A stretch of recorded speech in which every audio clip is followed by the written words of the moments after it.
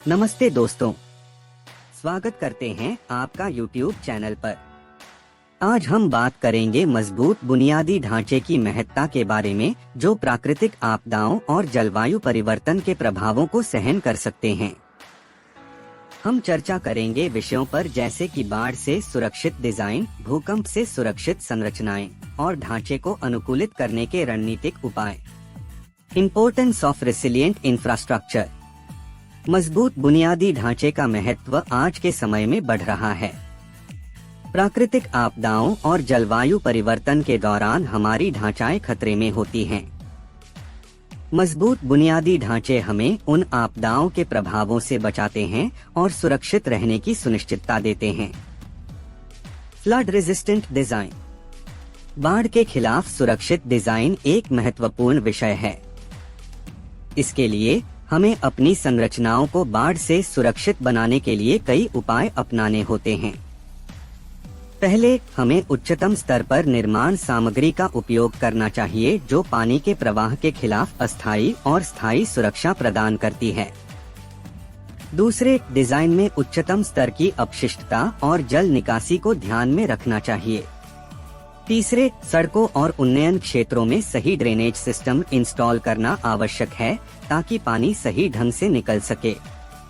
इन उपायों का अनुसरण करके हम बाढ़ के प्रभावों को कम कर सकते हैं और सुरक्षित और विकासशील ढांचाएं निर्मित कर सकते हैं।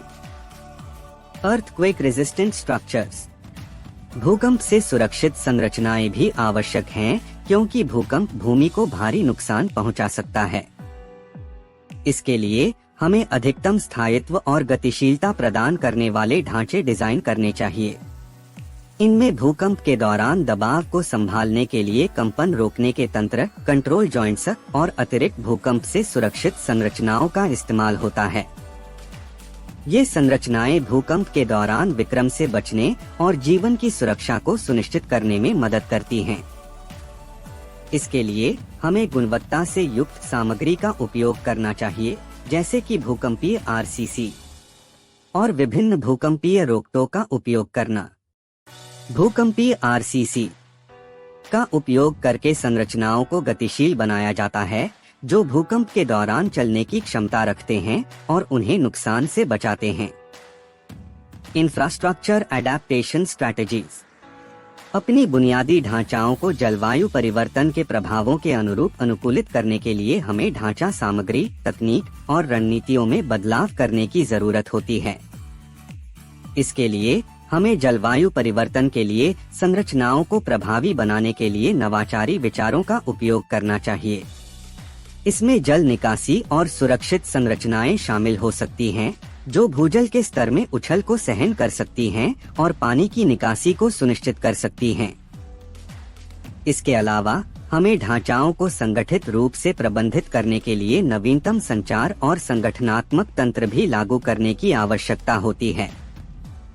उदाहरण के लिए, जलवायु निर्माण नियंत्रण केंद्र और संगठनात्मक नेटवर्क के माध्यम से हम आपदा प्रबंधन, चेतावनी प्रणाली और सुरक्षा प्रणाली को मजबूत बना सकते हैं। कंक्लूजन।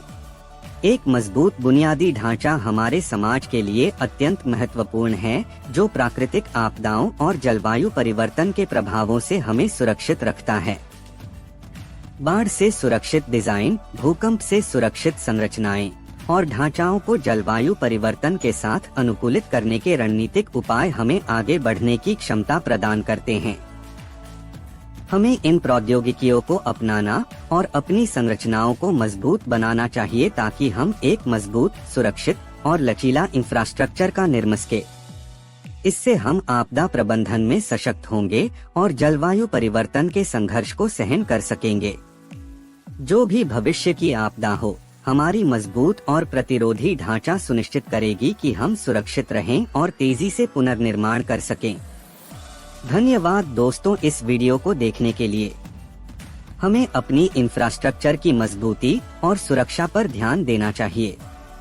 आपके सुझाव और टिप्पणियां स्वागत हैं, इसलिए नीचे टिप्पणी बॉक्स में अपनी राय साझा करें।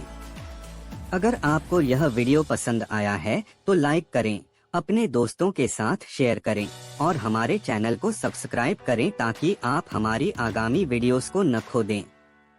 धन्यवाद और हम अगली बार फिर से मिलेंगे। शुभकामनाएं।